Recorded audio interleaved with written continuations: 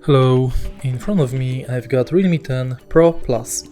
In this video I'll show you how to cast screen from smartphone to TV using YouTube app.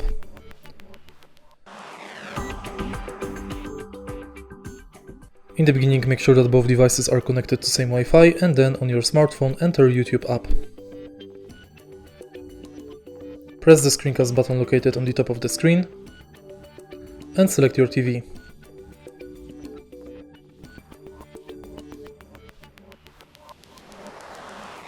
Now when both devices are connected, you can play any video you want on your smartphone and it will be displayed on the TV.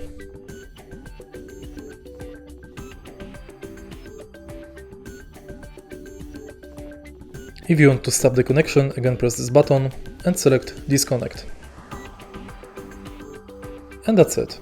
If you find this video helpful, please leave a like, comment and subscribe.